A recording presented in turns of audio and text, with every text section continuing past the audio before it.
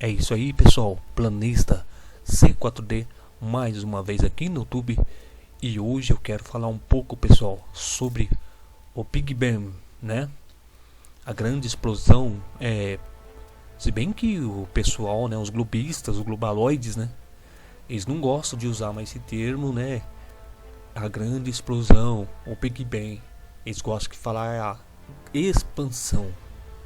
Mas é muito estranho porque por mais que seja uma expansão, no Big Bang a gente sabe que, né, na teoria diz que essa grande expansão no seu início foi mais rápido que a luz, né? Como que uma grande expansão foi mais rápido que a luz e não é uma explosão? Eles estão tentando fugir do próprio argumento deles, né? Que eles criaram, né? Estão tentando fugir disso mesmo. Mas o que acontece, pessoal? E existem leis, né? Que acabam com essas teorias metafísicas, né? E esse pessoal gosta de fugir dessas leis. E na verdade, isso está associado também à geração espontânea, né? Primeiro surge o Big Bang, né? Depois daquela sopa cósmica, né? Aí as partículas, as matérias começam a se surgir, os átomos, né? Se surgir, começa depois de milhões de anos, começa a surgir os átomos.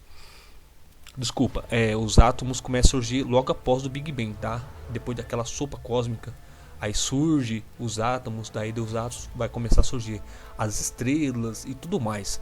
Aí depois de milhões de anos começa, né, surgir vida na Terra, surge a primeira ameba, né? Essa aí já é o ramo da química. Quem pode falar melhor sobre isso são os químicos, né?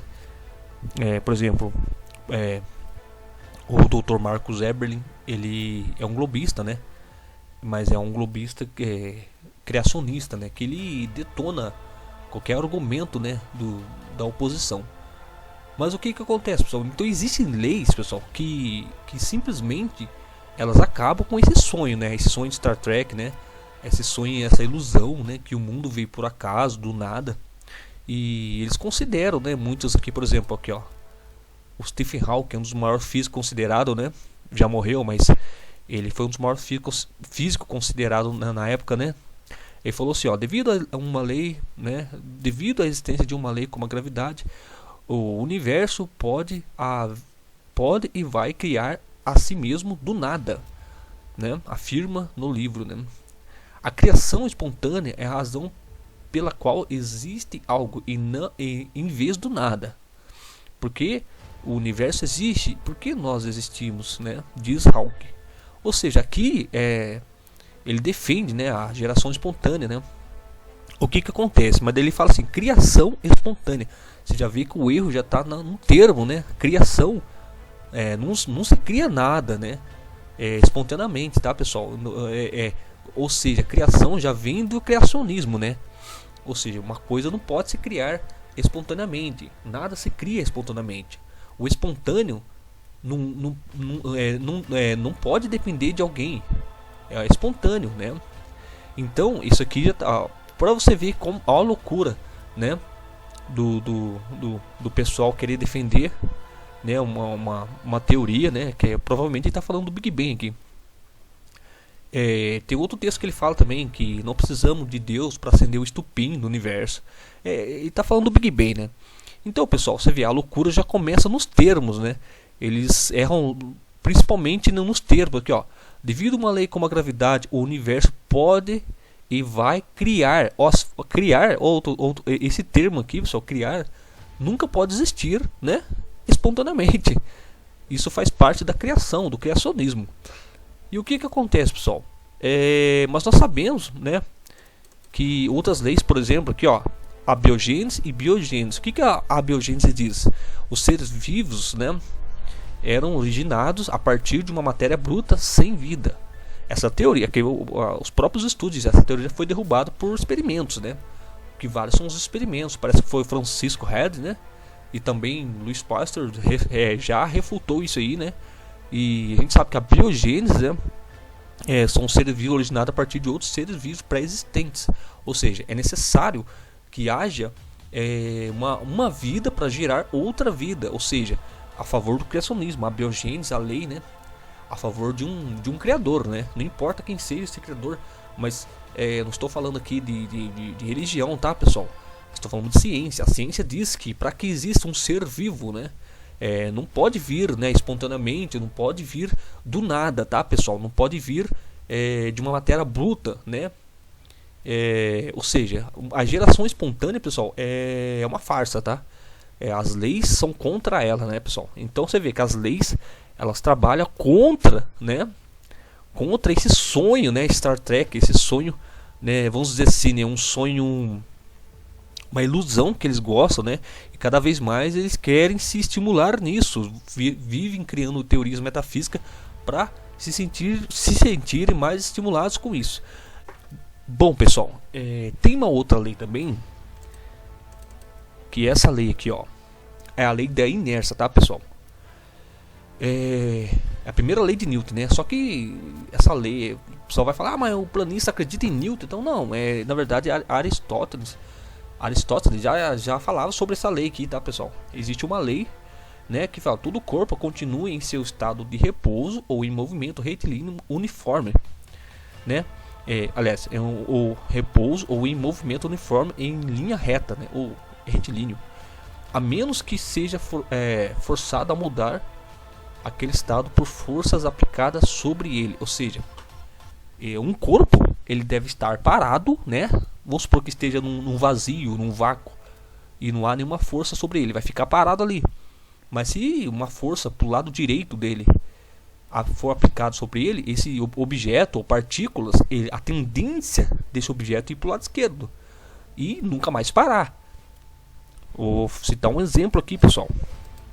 Um exemplo aqui, ó, no programa Cinema 4D, eu coloquei aqui, ó, tem um exemplo aqui. Aqui tem um exemplo, pessoal. Vou colocar aqui, ó. Você vê que o objeto, eu coloquei aqui num plugin, né, de força, e ele vai para o lado direito. Bom, se uma força do lado esquerdo for aplicada sobre ele, ele vai para o lado direito. Ou seja, existe uma força, né? A tendência desse objeto deixa eu voltar um pouquinho aqui, ó. A tendência dele, deixa eu voltar um pouquinho. Olha, o objeto está aqui. Se não houver nenhuma força sobre ele, ele vai ficar ali parado, certo? Então, o que acontece? Se eu aplicar uma força sobre ele, ele vai continuar, né? Ele vai se direcionar para o lado direito e vai continuar a sua trajetória até o infinito e o além, né? Está no vazio, né? Então, se não há nada num lugar que está, vamos dizer que esse lugar seja um vazio. Se não tiver nenhuma força aplicando sobre ele, ele vai permanecer ali parado, né? Não importa se é um corpo, uma partícula, não importa, ele vai ficar ali. Suponhamos que seja uma partícula, um átomo, tá ali parado. Aí uma força foi aplicada sobre ele. Tá, ele está se movendo aquela direção, né? E vai continuar aquela direção até o infinito e o além, tá? Agora, o interessante, pessoal, se a gente fizer o seguinte, vamos colocar aqui, por exemplo, um outro plugin que eu usei aqui. Vamos colocar aqui 3, né? 3 bolinhas, ou seja, 3 corpos ou 3 partículas, não interessa. Se uma força for aplicada no meio desses 3, o que vai acontecer? Cada um vai para um canto, certo? De forma retilínea e uniforme. Olha lá. Certo? Uma força foi aplicada certinho, né? Bem no meio deles ali, ó. Como se fosse uma explosão, né? Mas como eles estão no vazio, pessoal, a inércia vai fazer com que cada um siga o seu rumo.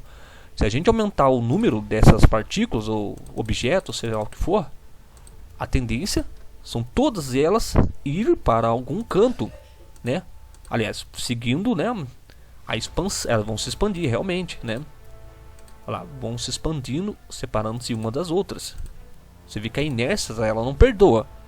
O corpo, a partícula, ela vai seguir o seu caminho.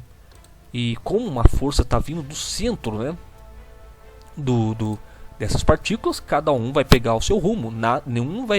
Nenhuma delas vão de encontro com a outra, porque a força está vindo de um centro.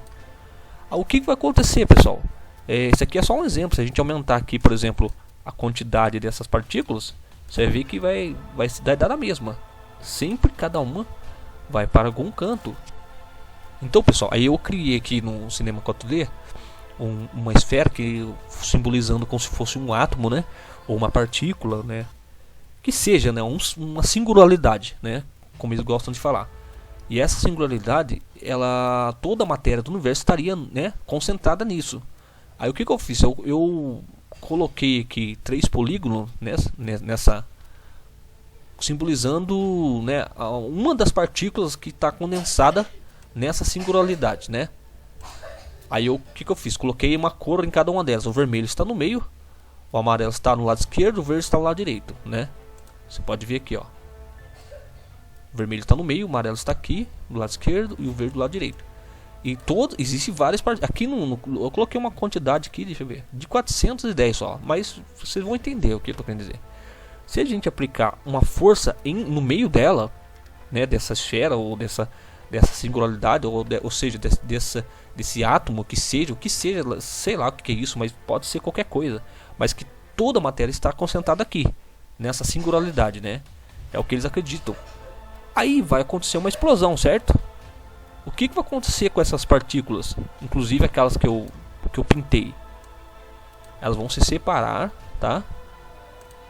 Vão se separar e devido à inércia elas vão se afastar-se umas das outras até todas estiverem completamente sós. Você vai ver que essas partículas, pessoal, elas nunca vão se encontrar, porque existe uma lei chamada inércia, né? Não depende do Newton, porque Aristóteles já descobriu essa lei antes dele, tá? Ele só copiou do Aristóteles. Mas cada partícula, pessoal, ela vai separar-se umas das outras e nunca mais irão se encontrar. Então é do nada para o nada, entendeu? Do nada surgiu essas partículas que a gente não sabe por que razão, mas a metafísica vale tudo, né? Então bom, vamos considerar isso. Mas beleza, toda a matéria estava concentrada numa bolinha. Vamos supor que essa bolinha é do tamanho de um próton, tamanho de um próton. E toda a matéria estava aqui e de repente, pum! Né? Eles não gostam de falar que é Big Bang, tá, pessoal? Eles falam que é expansão. Mas vamos supor, se expandiu a velocidade da luz. Não é uma explosão, tá? Mas expandiu a velocidade da luz. A velocidade de 300 mil quilômetros, né? Milhões de quilômetros, nem sei quanto que é. Tão rápido que você nem, né? Que a gente nem sabe. Mas beleza. Aquela luz, né? Aquela explosão aconteceu e toda aquela matéria que estava condensada virou né, um plasma, né? E as partículas que estavam ali eram fótons. E essas partículas, o que elas fizeram? Elas diminuíram a velocidade, como eles dizem, começaram a se formar átomos? Não, pessoal, porque a lei diz que num vazio a tendência de qualquer corpo ou partícula ela é uma expansão. Cada partícula irá tomar o seu rumo. Não importa se seja fóton, a partícula da luz é o fóton. Não importa se seja fóton, né, ou prótons, ou átomo. Não importa o que seja. A tendência de todas essas partículas é se afastarem uma das outras. Se a força primordial, a primícia, for uma força no centro dessa singularidade, a tendência de todas essas partículas que estavam juntas é se expandir e nunca mais se encontrarem, pessoal. Simples, porque a lei é uma lei, pessoal. Todas elas é como se fosse uma explosão. Eles gostam de fugir da explosão, mas não tem como fugir, porque essa explosão aconteceu à velocidade da luz, mais rápido que a velocidade da luz. Então é uma explosão mesmo. E infelizmente, pessoal, essa teoria ela é ensinada até hoje. Eles estão procurando respostas para o Big Bang, não sei o que. Então não faz sentido, né, pessoal? Então não faz sentido. Então, infelizmente, né, para quem acredita nisso ainda, né,